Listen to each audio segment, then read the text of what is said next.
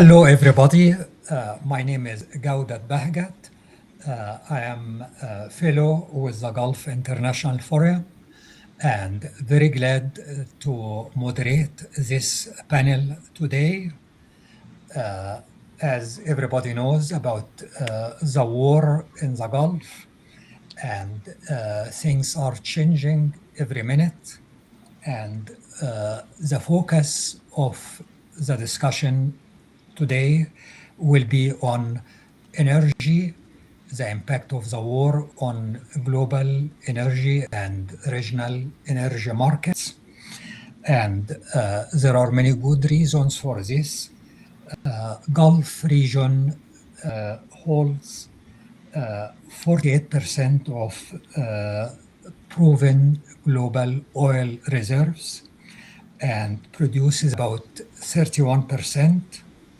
And for natural gas, about 24% of liquefied natural gas exports.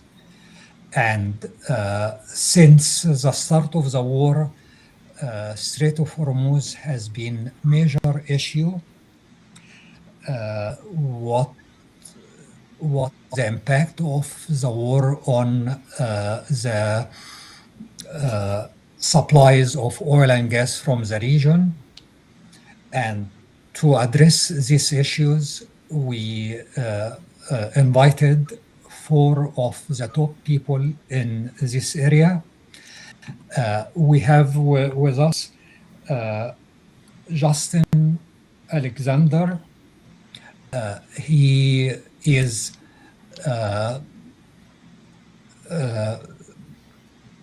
director of Khaliji Economics, and he leads a research service for emerging market investors through Global Source. Also, we have with us Rachel Ziemba. She is senior non-resident fellow at the Gulf International Forum, and she is the founder of Ziemba Insights, macroeconomics and policy due diligence advisory firm. We have also with us Dr. Aisha Al-Sarihi. She is non-resident fellow at the Middle East Council on Global Affairs and non-resident fellow at the Arab Gulf States Institute in Washington, D.C. We have also with us Justin Dargin. He is non-resident senior fellow at the Middle East Council of Global Affairs. Before that, he was visiting senior fellow. He has worked on a multitude of issues relating to the intersection of global and Middle East energy sectors. With this brief introduction, we will start the discussion. And what I have in mind, we will talk about basically 2 issues: the short-term impact and long-term impact. The war is kind of unique in Middle Eastern history. Each war is unique, and most likely it will have significant long-term impact. Basically, what I'm trying to say, we'll spend some time on day-to-day impact, but we will try to go explore long-term impact. With this in mind, we'll start with Justin Alexander. How do you see price volatility, the fighting in the Gulf, how the short-term impact? Everybody sees now how oil prices and gas prices went very high. Can you give us your assessment? Thank you. Thank you, Dr. Gawdat, and thank you to the Gulf International Forum for the invitation to participate in this discussion. Um, Before I respond to the question about energy prices, I just want to say as an American, how obscene it is that over 1,000 people have been killed already in this war, at a time when the region should be enjoying a peaceful Ramadan. And this includes a girl killed by shrapnel in Kuwait yesterday, and dozens killed in a school that was bombed in southern Iran on the first day of the war. But turning to oil, Brent crude is currently trading at around $81. That's up by $8 since Friday. And that's on top of about $10 of political risk premium that was already in the price before the war started. So without the war and its build-up, the price would probably be under $65 now. The oil futures curve has what is called front-end backwardation, if you'll forgive the jargon, which basically means that the prices for contracts to deliver oil during the next few months are higher than those for later in the year. And these near-term contract prices have also risen more sharply over the last week. So what this suggests is that while the market is worried about supplies for the next few months, it expects that soon afterwards, the fundamentals of oversupply, spare capacity, and soft demand will reassert themselves. So that's consistent with the war lasting only a few weeks and without a prolonged closure of the Strait of Hormuz or major damage to oil facilities. And if we look at the gas price, the market has moved much more sharply than oil. The European TTF benchmark and the Asian LNG price has gone up by over 50% to the highest since 2023. And that's about 4 times or 5 times higher than the US natural gas price. And these spikes are much larger in relative terms than what we saw at the start of the Ukraine invasion. However, this is coming from a lower base because the price now is still lower than it was before the Ukraine war. So part of the reason why gas prices are more volatile than oil is that there's less gas storage capacity globally. Moreover, Europe entered this crisis with the gas reserves that were historically low for this time of the year, at about a third of their capacity and perhaps 5 or 6 weeks of demand. So if this closure is more prolonged, or if there's serious damage to oil or gas facilities, then of course we'll see higher prices short term. The longer term impact on prices will of course depend on how stable the post-war situation looks in Iran and what this means for sanctions or future conflict and instability. One follow-up question. As you know, OPEC Plus met Saturday and decided to increase production by, I believe, 260 barrels a day. Do you think this is enough to mitigate the direct short-term impact of the war? Well, so it's meaningless, almost meaningless in the short term, because 5 of the 8 countries who increased production are the Gulf states or Iraq, who can't export that oil currently, or they're limited. I mean, the UAE and Saudi Arabia can export a little bit of oil, but yes, so that marginal increase is just a nominal thing, and actually production will be down sharply this month. Longer term, yes, that higher production will make up for the period of reduced output we're seeing while Hormuz is closed. Thank you. Rachel, if we can move to you, all Gulf states, the 6 GCC states have vision 2030, 2035, 2040. How do you see the war impacting these visions, the long-term plans to invest, diversify the economy? Yes, thank you, Dr. Gawdat, and thanks to the Gulf International Forum. It's a pleasure to join you. I echo Justin's comments that I wish it was under different circumstances and without the lives and destruction.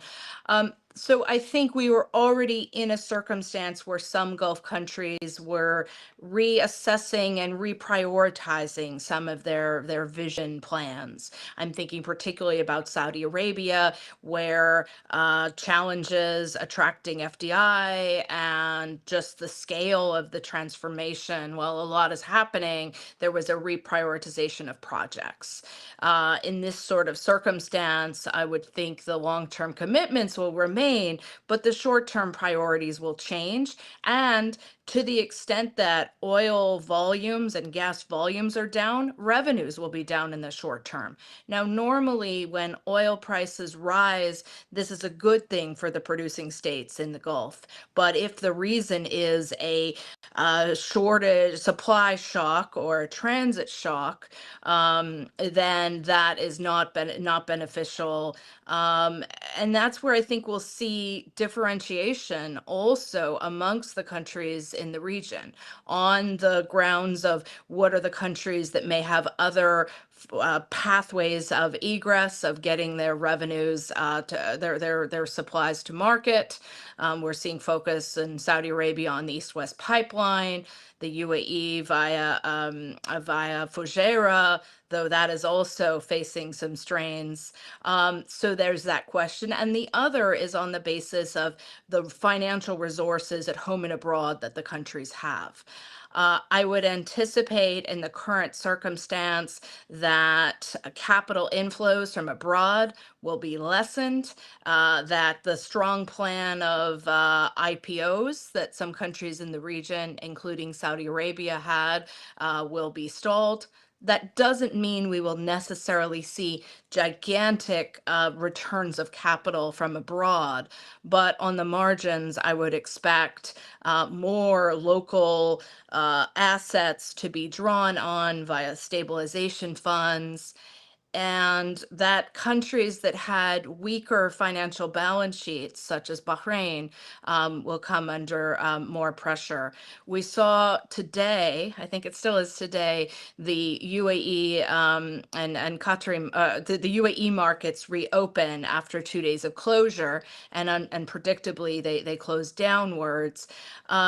At the end of the day, I do think there are some strong long-term positioning of global, not only capital, but experts, and some of those dynamics will continue. But in the short term, we could see, as I say, reduced inflows. This could be a challenging environment for further attempts to tap the debt capital markets if needed.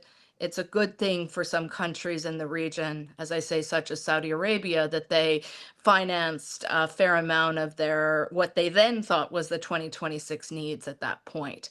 So I'd imagine things go slower, that there is more local call on capital, and that this will be something where the strategic funds in the region invest.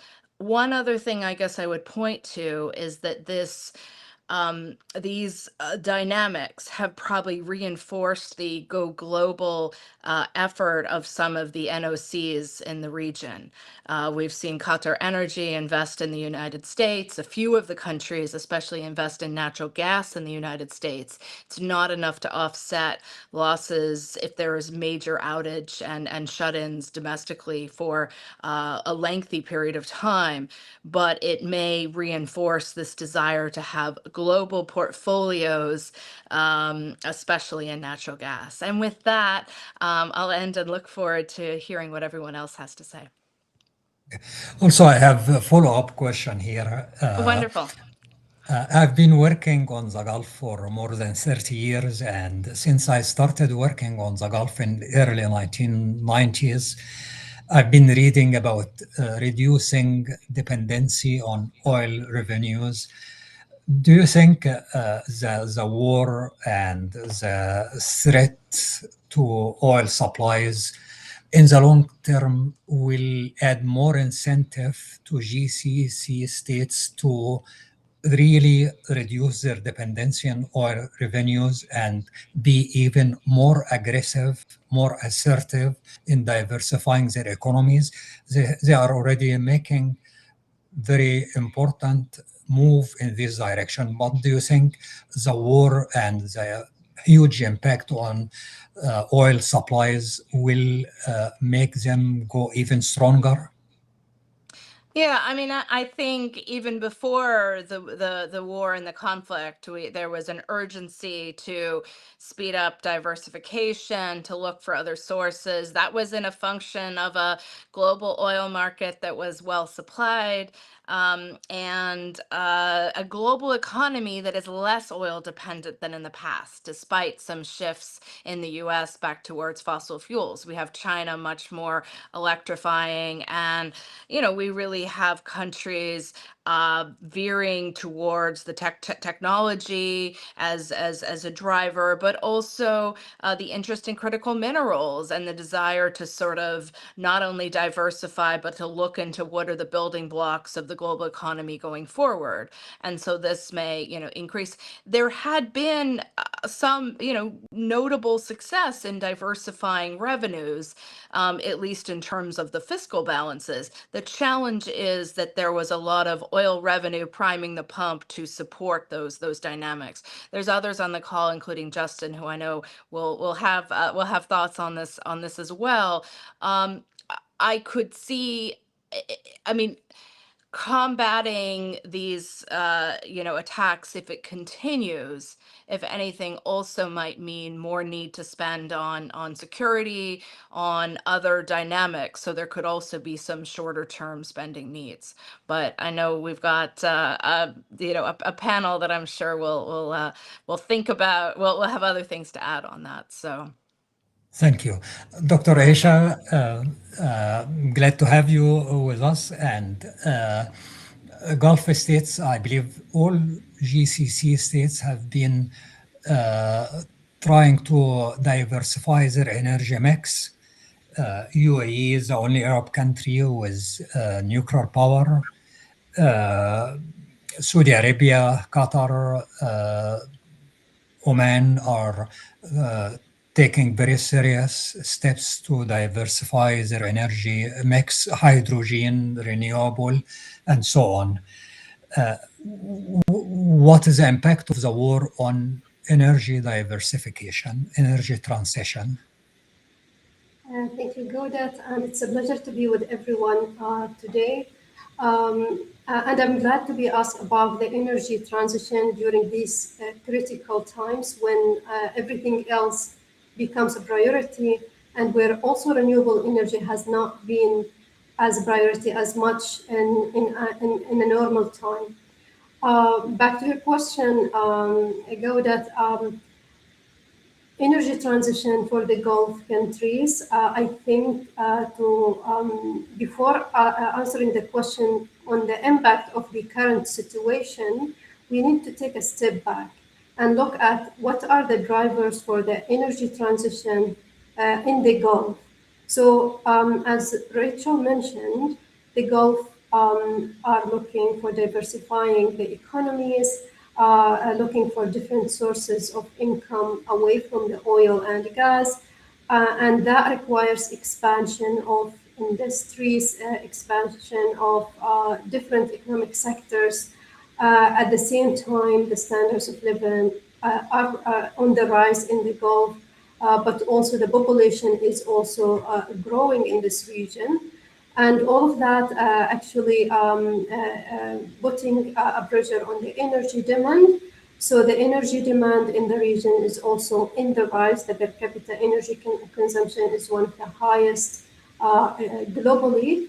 And at the same time, the Gulf countries, are blessed with the renewable energy resources, the solar and the panel, as well as the vast land for deploying the renewable energy technologies.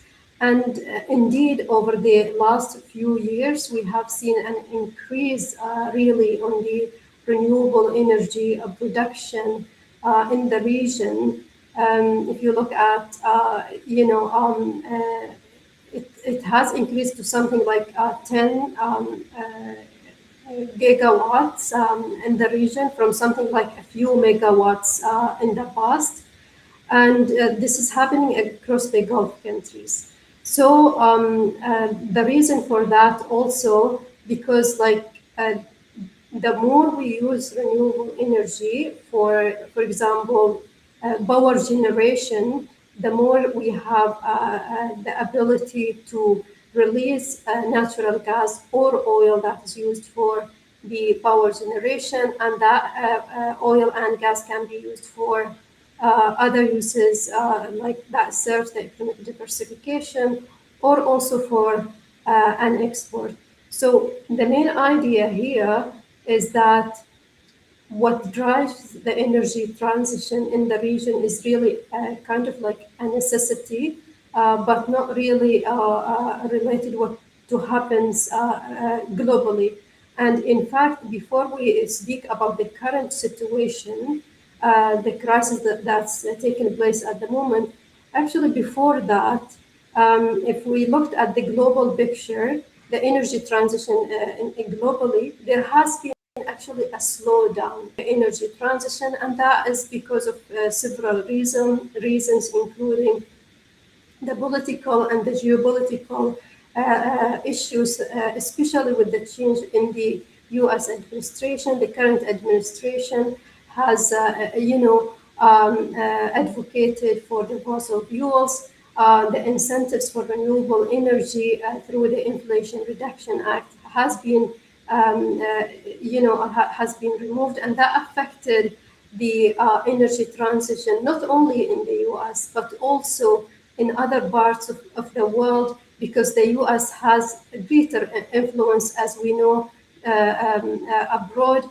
It has, for example, delayed the decision on the IMO, which tries to put an obligation for the net zero emissions on shipment fuel. So that affected really investments, or they slowed down the energy transition globally, especially when it comes to the hydrogen, whether it's blue hydrogen or the green hydrogen. We have seen some cancellation of the hydrogen projects globally, or delay in final investment decisions. But despite all of that, we have seen that the investments in renewable energy in the Gulf are on the rise. Also, we have seen an increase on the green finance in the Gulf region, despite of what is happening globally. So now answering the question, what about the current situation? Is it going to affect renewable energy? I think at the moment it's just like what happens in the supply chain at the moment. Is it going to affect, yes, some maybe projects that, under construction because of like disruption on the supply of the material for those projects. But long term, it's not going to be really a reason to slow down the energy transition in the Gulf. Okay, very briefly, one follow-up question also. Every time there is a conflict or war in oil or gas producing country, it reminds me that energy transition or renewable energy is not only about climate, it is also about energy security. Basically, when you have renewable energy, you are not dependent on foreign markets. Do you agree with this, Aisha? I do. Yes, I totally agree.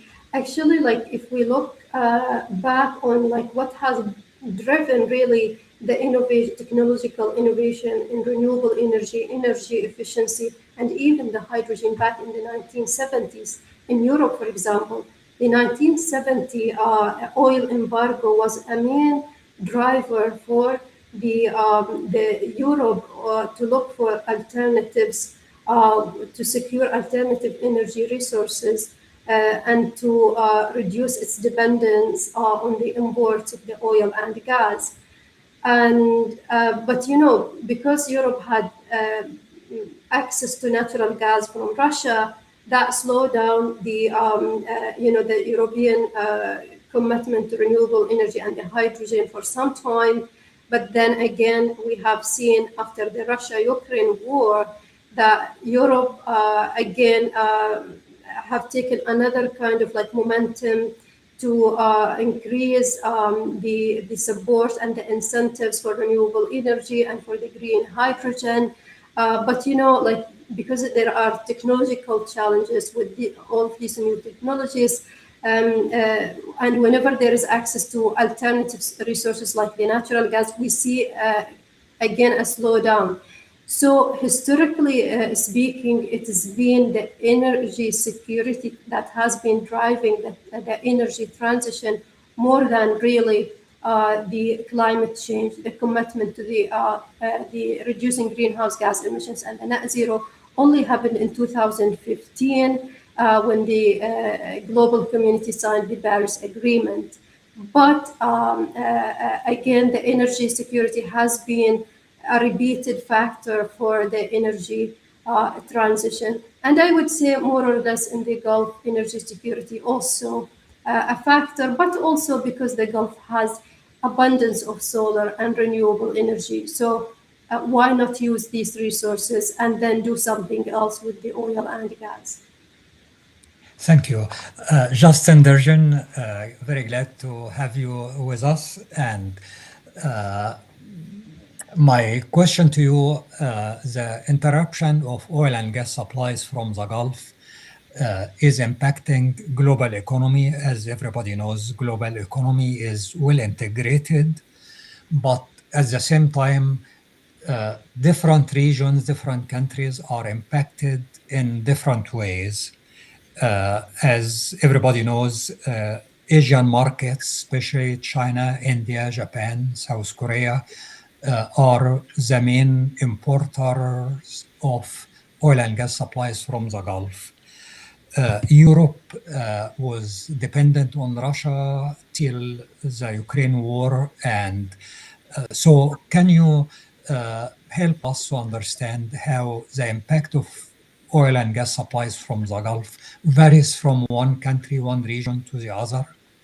Yes, well, thank you very much, Gawdat. And again, it's a pleasure to be able to address all of you. One thing that I think is interesting, if we just zoom in to what is occurring right now, I'm a bit of a contrarian in the sense that I don't think the market, the oil market, is in a type of free fallers and crisis mode as of yet.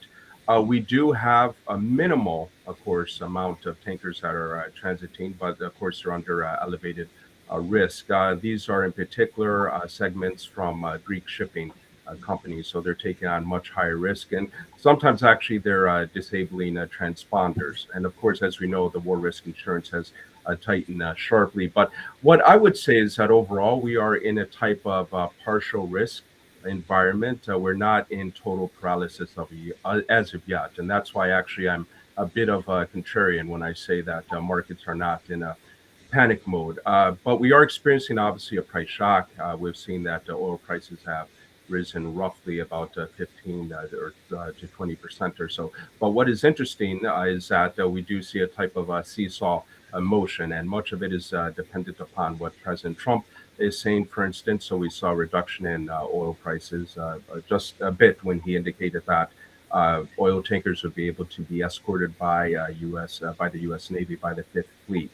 But we are not seeing, however, a sustained triple-digit oil with, let's say, embedded multi-month supply loss expectations as of yet. So a true crisis, and of course, I will get into in a bit how this would impact countries in particular in Asia. But a true crisis looks like what we would see with a multi-million barrel per day confirmed structural loss.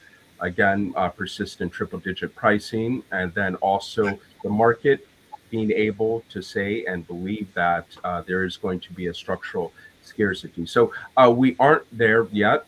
We may be there in the next few days, but I think not as yet. Not as of yet. So there is a disruption risk. Disruption is happening, but not really the confirmed structural collapse, at least from the market's perspective. So the way that I see this is that the restraint will tell you that traders still expect some type of stabilization to happen quite soon, let's say within the next several weeks or so.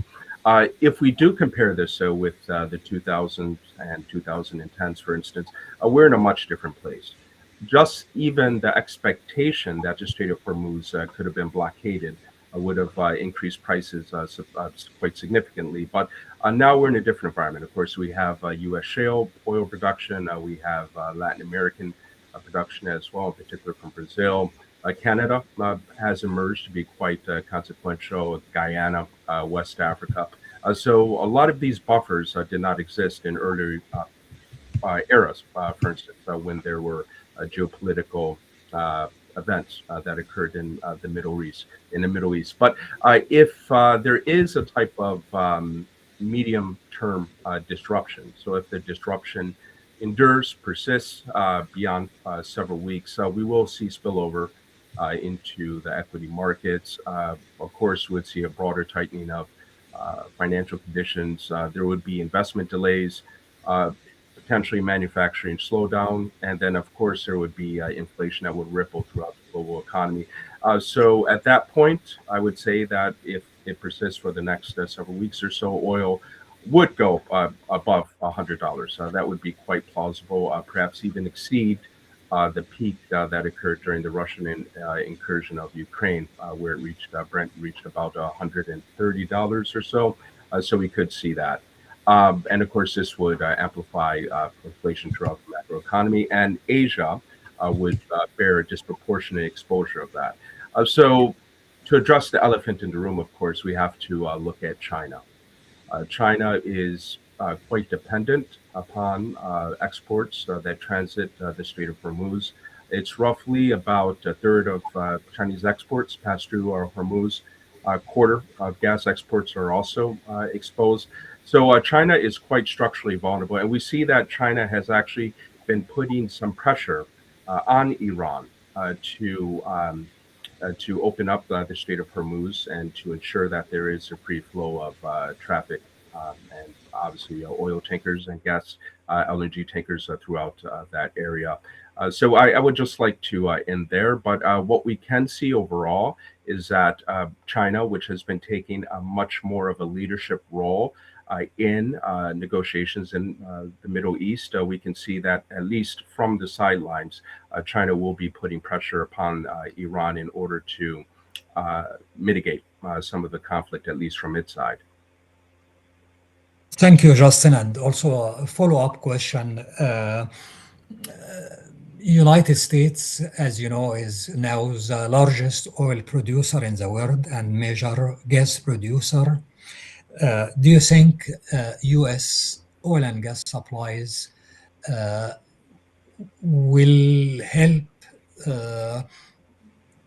kind of mitigate the impact of the war?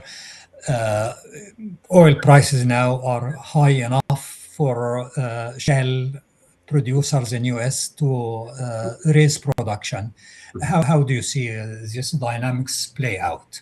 That's a very good question. I think that there are several elements that we need to consider. One is that the U.S. really doesn't have what is traditionally considered to be a spare capacity in the sense that you'd be able to rapidly increase your oil production within a period of, let's say, a few months or so. So what you will find is that when you have a sustained pricing environment where price is stabilized at a certain range, then what that would do is that will attract investment in U.S. Shale reserves. But the thing is, you cannot base, let's say, your multi-year investment decisions upon, let's say, a price shock. What you would have to have is, let's say, a more enduring period where prices are elevated, then that would be able to attract investment into U.S. shale reserves. Now, that being said, we have to also consider the fact that in this current environment, one of the reasons why I'm a bit of a contrarian and I haven't said that the sky is falling as of yet is due to the fact that there is a significant buffer in the global economy. So, of course, we have North American oil reserves, oil production, actually, that's been picking up the slack. We also have Latin America as well. We have Guyana, Brazil, and so on and so forth.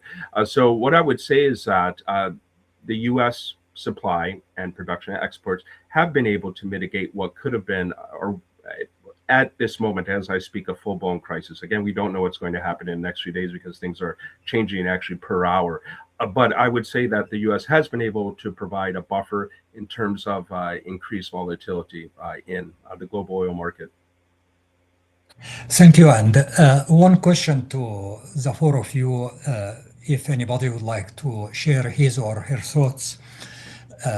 None of us can predict the outcome of this war or how long it will take. But it is clear that there is great impact on global economy, on energy supplies. The first oil shock and then the war with Iraq to liberate Kuwait and then to topple Saddam Hussein regime. These are major interruptions of supplies from the Gulf. The war today is another big event. I'm trying to ask, what is the long-term impact? Back in 1973, the global economy was very dependent on oil supplies from the Middle East. Since that time, it's been going down. The North Sea, Gulf of Mexico, energy diversification. Do you think, my question is about the long-term impact of the war on energy supplies, on world dependency on the Gulf. Do you think it will reduce or no impact, or how do you see it? Anybody would like to take a shot at this question? I mean, I can have a shot and let others Please. also feed in. What you said and what my fellow Justin also said is correct, is there is more diversity of global supply, but the Gulf region is still very, very important for global energy markets. And yes, there is a transition underway, but that's likely to take decades. So disruptions in the region do really matter globally. The long-term impact is really going to depend on not only on how long this war lasts, but what the situation looks like when it ends.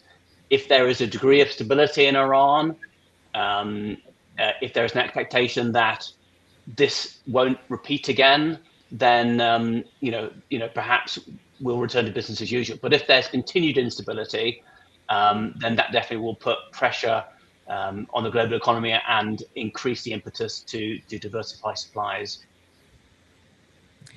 Go ahead, Justin. I can come in after. Oh, okay. Apologies. Yeah, I mean, so one thing that we also have to consider is that geopolitical risk in the Middle East has been something that is perennial. I mean, so it has gone back since perhaps oil was first produced and exported from the region. And oil companies in particular are quite inured to operating in high-risk environments. I mean, so right after the, for instance, Iraq invasion, you had international oil companies that were in Iraq, even wearing Kevlar vests, for instance, some oil executives. So we can see that the oil sector itself, oil companies, IOCs, understand the risk profile, of course, of operating in the Middle East. So I don't believe that at, let's say, the short to mid-term, that this is going to effectively change the calculus of, let's say, oil importers or oil companies that are dealing in the region. What we will find, at least from my view, and I'll be quite brief with this, is that there will be increased investment, of course, I would say, in bypass capacity, so internal transport infrastructure, particularly in the major countries like Saudi Arabia and the UAE. And then in addition to that, we will perhaps see more defense-related security that would be installed around, let's say, certain essential export facilities. And actually, just one last thing, the Middle East is still important, and because of spare capacity. I mean, so this is one of the major points. It's due to spare capacity. So it's not necessarily in absolute terms, even though there has been increased production from other regions, but it's the ability to rapidly ramp up production and send it to the global market to be able to moderate price shocks, which is why the Middle East is still going to be essential. Russia?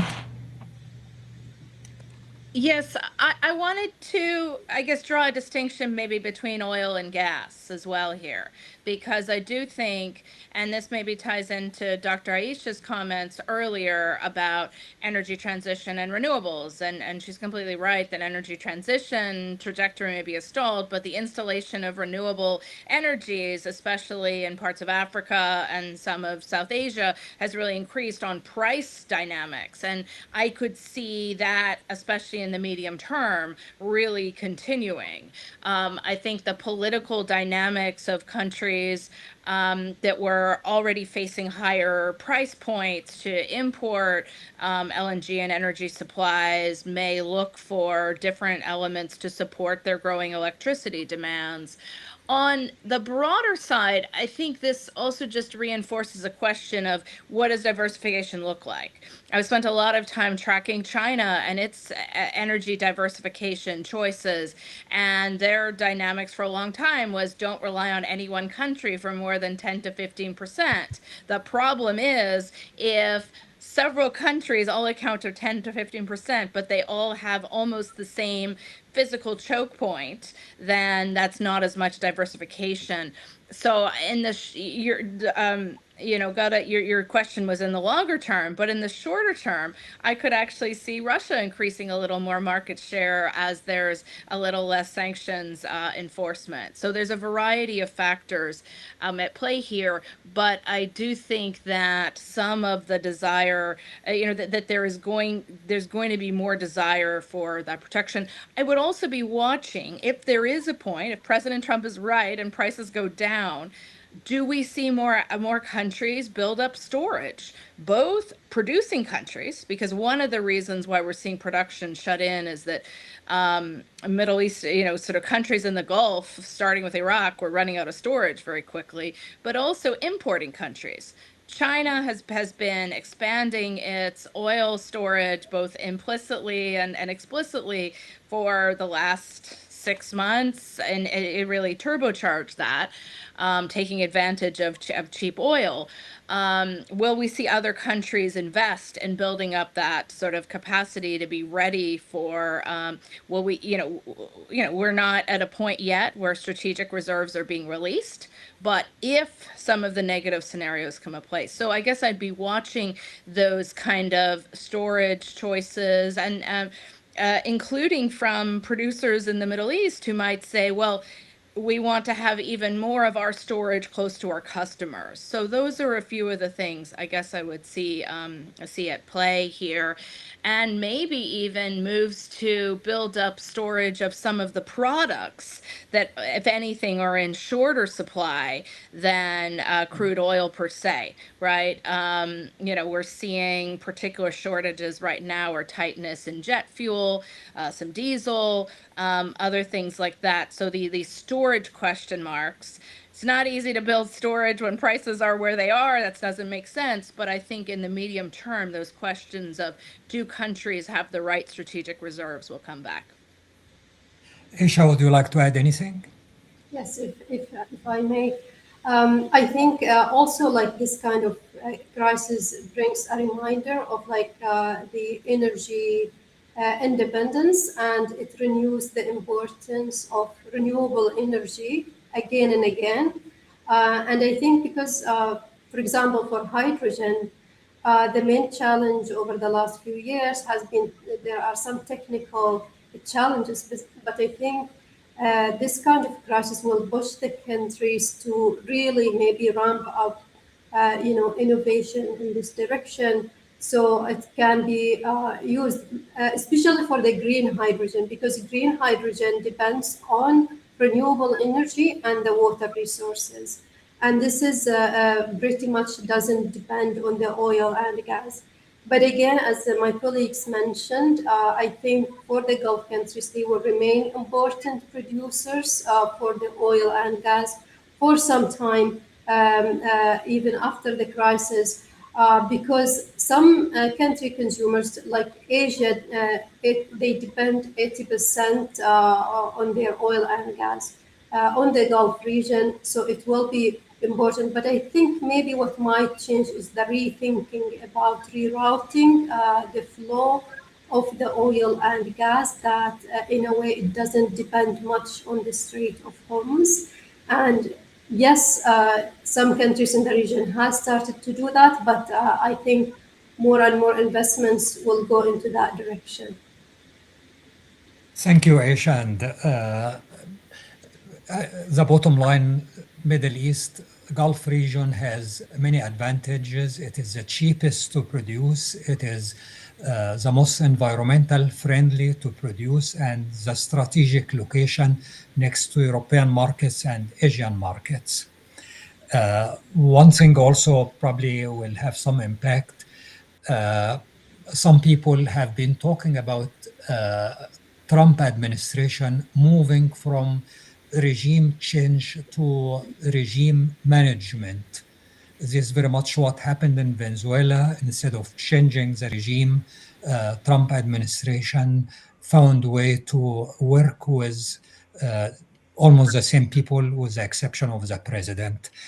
I believe, and there is no way to find out today, Trump administration is talking about regime change in Iran. It is not regime management.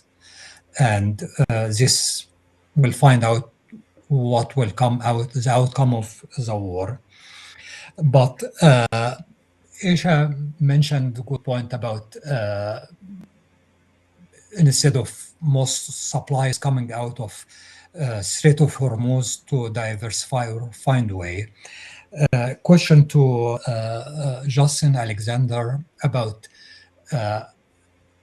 how important different, energy infrastructure, there are oil and gas fields, there is pipeline, there are different components.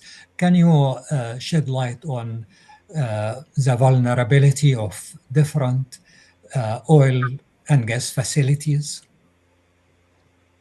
Yes, so this is a really important question because several of the oil and gas assets in the region have already been impacted in this war, and there are many that are potentially vulnerable. But I should emphasize that the sector has also shown real resilience. And we saw this in 2019 after Iran struck the world's largest oil processing plant in Abqaiq in Saudi Arabia with about 25 drones and missiles. And that knocked out about 6 million barrels a day of capacity and caused the largest ever daily spike in oil prices. But Aramco brought Abqaiq back to 2/3 capacity within 2 weeks and to full capacity within 6 weeks. So that should give us some confidence that the Gulf has capacity to recover from damage to facilities. But there are many vulnerable facilities. Of those that have already been hit, the most important one is Qatar's LNG facilities in Ras Laffan. And that one location provides about a fifth of the world's global LNG supplies. And they were hit on Monday. The strike doesn't seem to have been too serious, but they've been shut down. So that's a precautionary measure. But also those facilities couldn't have remained operational much longer without the ability to export what they produce. And there are other facilities in the region that are unlikely to be targeted, such as Iraq's Rumaila oil field, which have been shut down because, as has been mentioned, they've been filling up their storage. And the other site that's been damaged so far, also on Monday, was Saudi Arabia's largest refinery in Ras Tanura. And I believe it was also targeted by drones again yesterday.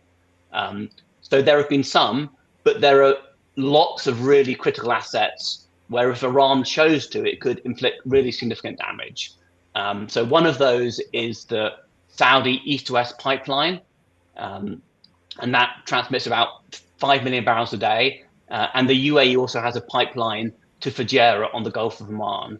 So those are the region's outlets to get their crude from the Gulf region out, avoiding Hormuz. So if those pipelines were damaged, that would be very disruptive. Of course, Abqaiq could be damaged again, or the oil export terminal at Ras Tanura, where the vast majority of Saudi crude is loaded.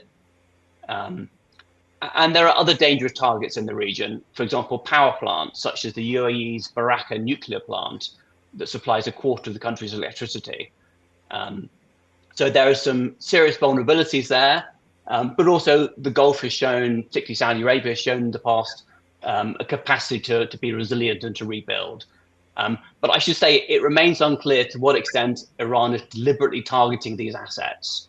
So Iranian officials have denied attacking Qatar Energy or Ras Tanura, and they insist they're only targeting US-related sites. Now, that's disputed by the Gulf states. So maybe those strikes were mistakes, or they could have been selected unilaterally by local commanders. So Iran is implementing what it calls its mosaic defense doctrine. So it's decentralized control of weapons to local commanders in the event of the kind of leadership decapitation we've seen. And there is apparently some communication silence. So that might explain the targeting. But of course, there's a clear motive for Iran to disrupt the energy sector, because if it can raise the price of the war to an extent, there will be pressure for a ceasefire, and it would discourage a future repeat if the regime remains in power. Iranian officials have claimed that they're holding back some of their most effective weapons, presumably until interceptors are run dry. Now, if that's true, they could use those to target some of the energy sector targets that I've mentioned. I really hope this doesn't happen. Thank you, Justin. And to all of you, please feel free if you want to add anything, make any comment. Please go ahead, Justin. If you take the global view in the sense of the risk factors for physical, let's say, oil and gas infrastructure in the Middle East region, we have to segment that into different parts. One part is that, let's say if we take the early 2000s or so, when Al-Qaeda launched a type of domestic insurgency in Saudi Arabia, for instance. So many of the oil, let's say, production facilities and so on were targeted with suicide bombers and so on. This was in the early 2000s, and some people could say, without overstating the case, that perhaps there was almost a low-level civil war that was going on in Saudi Arabia during the early 2000s. But the Saudi oil industry was able to learn quite quickly, was able to evolve, and was able to harden those facilities in order to mitigate any of these threats emerging again. So that's why you don't really hear of any types of threats of suicide bombings or terrorist-related incidents in the Gulf region, in particular Saudi Arabia. You also had hostages that were being, let's say, taken in Algeria, for instance. This was about a decade ago. And then the Algerian security forces were able to intervene and to neutralize the threats. So if we look at those factors and what has occurred, the oil industry within those countries has been able to evolve and has been able to position itself as being quite hardened and mitigating those threats again from arising. Again, if you look at cyber attacks, the Gulf oil and gas sector, so for instance, Qatar and also Saudi Arabia, they were attacked with malware and also other cyber attacks, which observers think were initiated by Iran.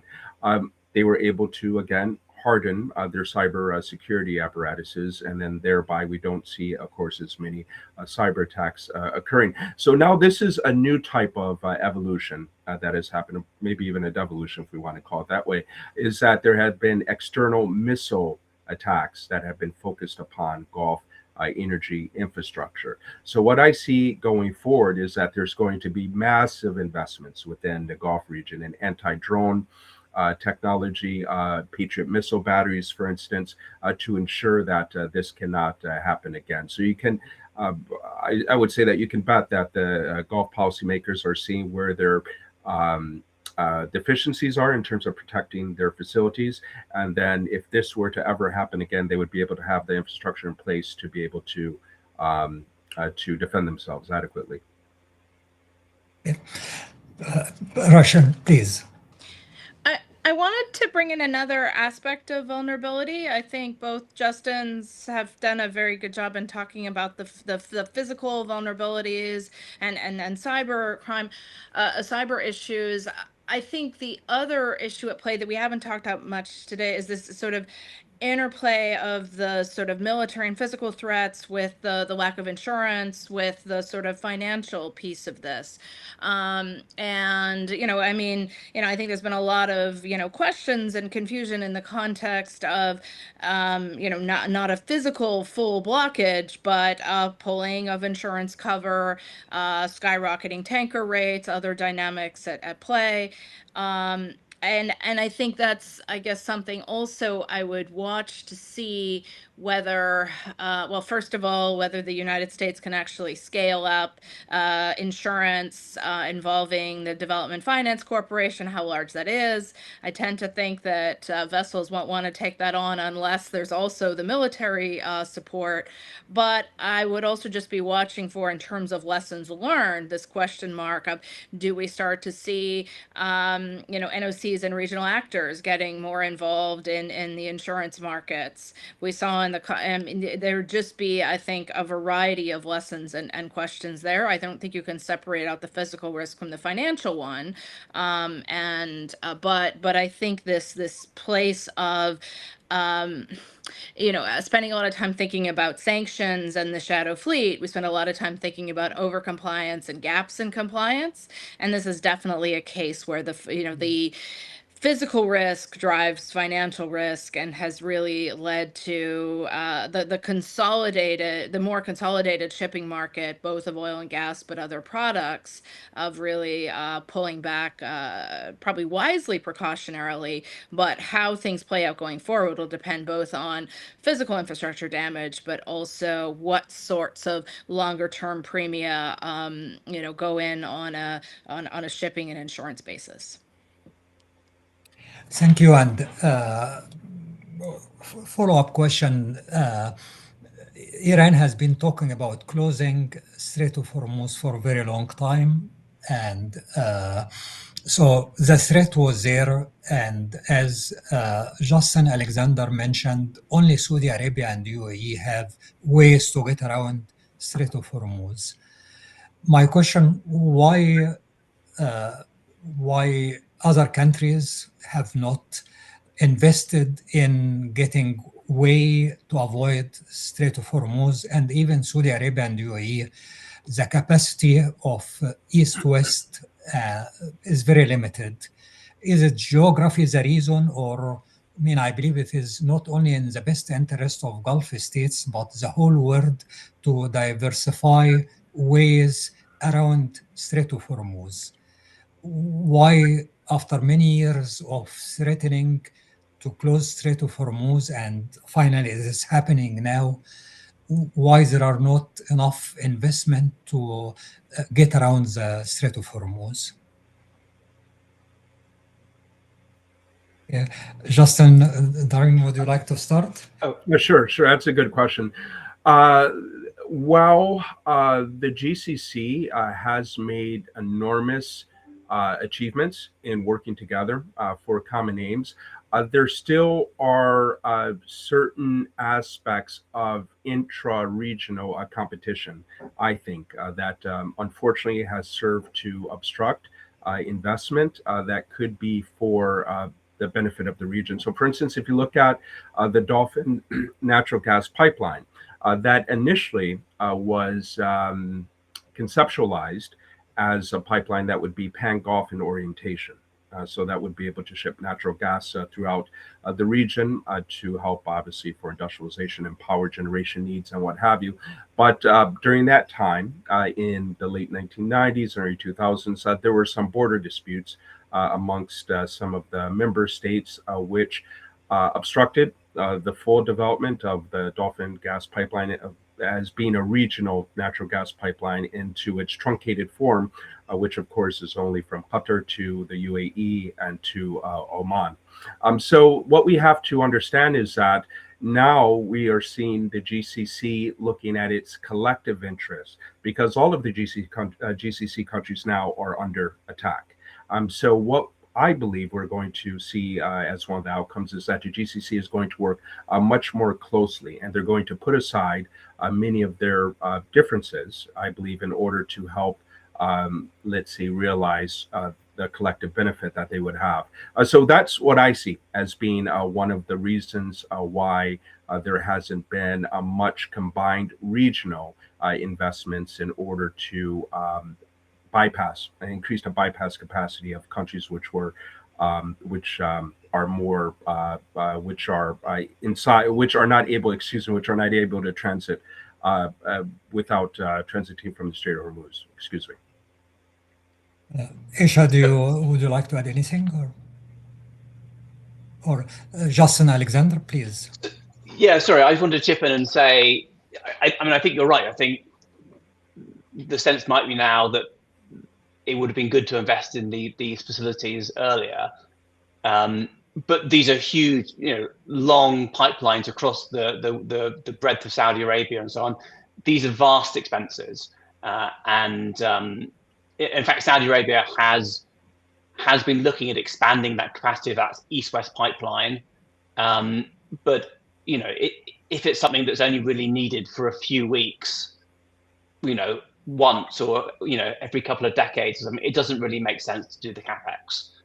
So I think that's why they haven't happened. I mean, the UAE pipeline is relatively recent, so that is something, but that's a much shorter project. And then the other Gulf states don't have land borders they could extend to, and so those regional dynamics that Justin mentioned come into play.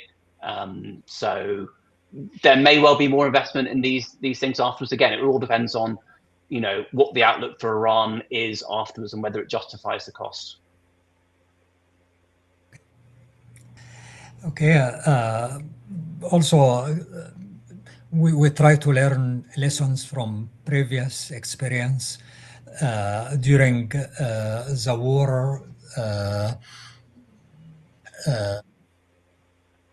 United States reflagged ships from the Gulf. Today or yesterday, President Trump raised this possibility again that U.S. Navy will protect. Do you think this can work, or what are the lessons we learned from reflagging in previous conflict? Are there any lessons can be applied, or do you think this will reduce vulnerability? Rachel, would you like to start? Sure, I'm happy to start. I know there are lessons people are drawing from the tank, sort of escorting the tankers and the tanker wars. At that point, the U.S. obviously was not a combatant directly. There are other dynamics. I'm also conscious of the fact that this is happening at a time where there is a lot more tanker seizures beyond the region, tanker seizures, tanker explosions, other sort of dynamics.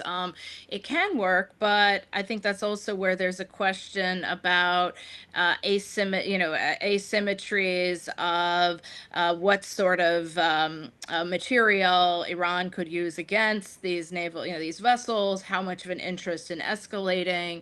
I do think that a combination of military and financial de-risking may be part of reopening, but I still think there's a lot of risks here and questions about how this is going to work in practice. Yeah. Aisha, a question to you about the impact of the war on reallocating resources. This is the first time some of GCC states have been attacked. I do not recall foreign attack on UAE, on Oman.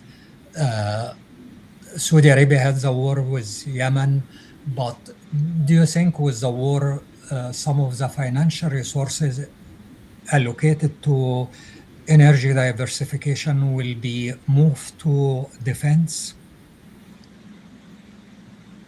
Yes, indeed. I think priorities will change. At the moment, the immediate priority will be security, of course, hard security and defense will be a priority, and protecting the infrastructure that bring the essential services in the country.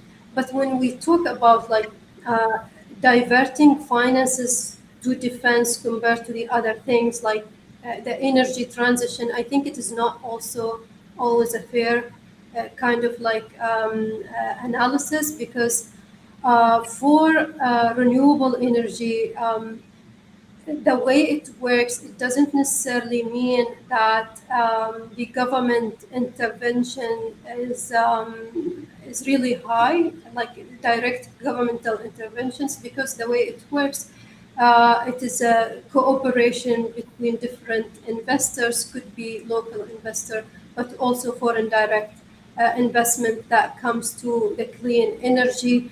But for the government, yes, in the immediate term, the defense and the security will be, of course, a priority compared to the other things. But again, I think also listening to the colleagues, also if there is any attack to main energy supplies, the power generation, then again, renewable energy will be the source of the energy for the immediate term. And this is maybe something that countries in the region will start to think about, that renewable energy could be an alternative source of supply in crisis times like this time.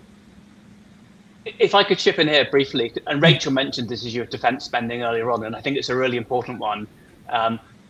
Some of the Gulf states are already among the largest spenders on defense as a share of their budgets and GDP globally.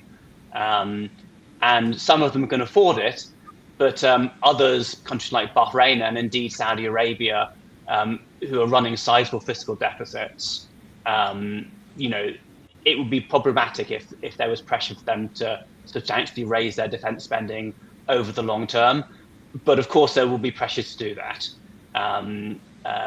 So that's just as in the US, when we're running a massive deficit, spending an extra $500 billion on defense each year is problematic. So is the case in the Gulf, where they also run, in the case of Saudi Arabia and Bahrain, big deficits. They can't easily afford to do that.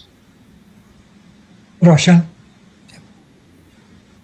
Sorry, I was muting and unmuting myself. Very briefly, just two thoughts.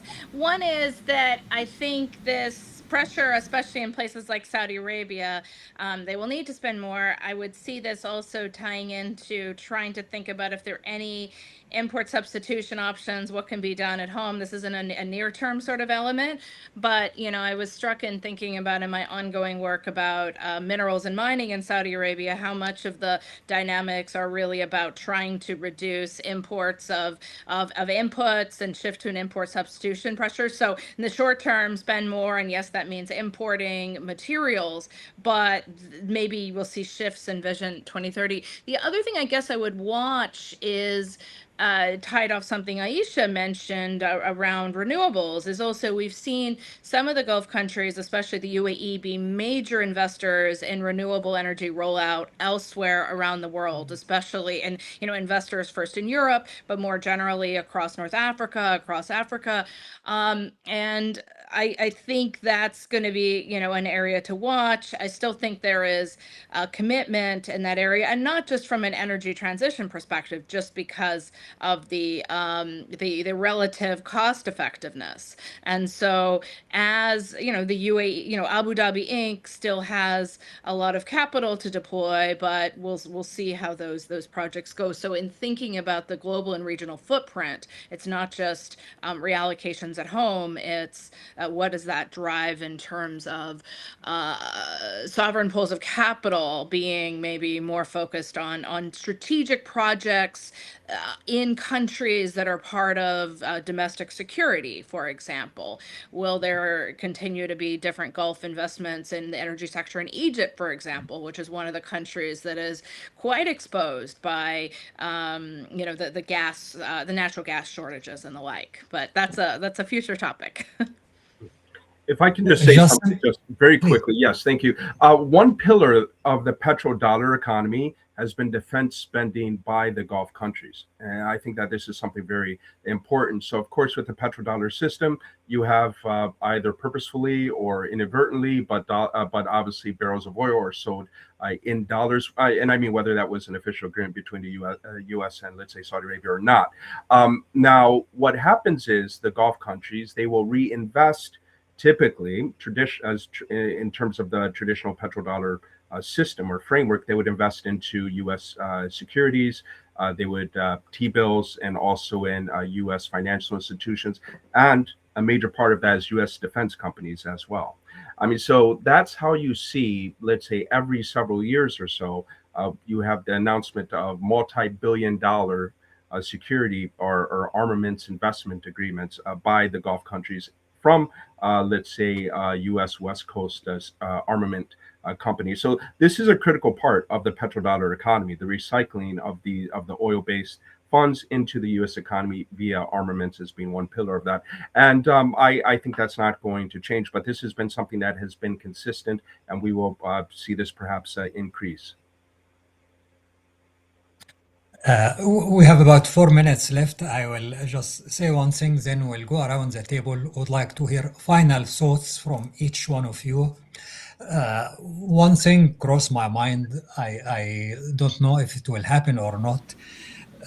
When the United States under Bush administration invaded Iraq, I remember the Saudi foreign minister, Saudi Arabia strongly advised Bush administration not to invade Iraq.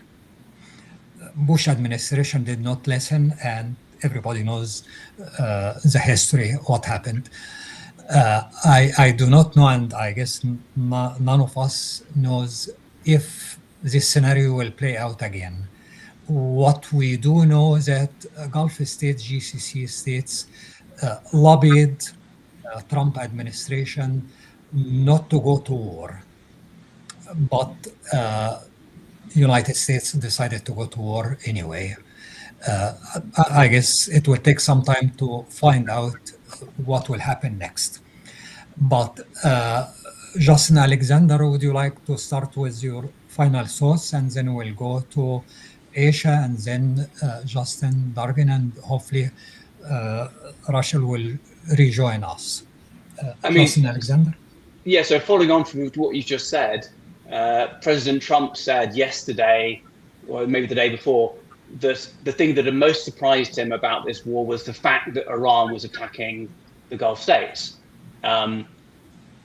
It seems like this was an obvious outcome, and they have every reason to be frustrated with the US for launching a war that has resulted in all this damage to their economies and casualties in their populations. And now this expectation, we were saying, that then they're going to spend, many $1 billion more in buying Raytheon and Lockheed Martin weapons. Perhaps they should go and say to the US, well, you're giving weapons to Israel. Maybe you should give us weapons to make up for the expenses you're charging us. I don't know. So yes, the Gulf states have every reason to be frustrated about the impact on their societies and on the energy sector. Aisha? Yes, indeed, we don't know what will happen tomorrow. But I think also because what happens in the region does not stay in the region, it affects every part of the world, including the cause of the inflation, not only in Asia, but also in the US itself. So I think, and we have seen that the US administration yesterday, announced the release of political risk insurance and escorting of the tankers. That is also a sign that the US economy has started to feel the effects of this crisis. So the hope is like this economic impact could be a reason for for the escalation not to progress further. Justin?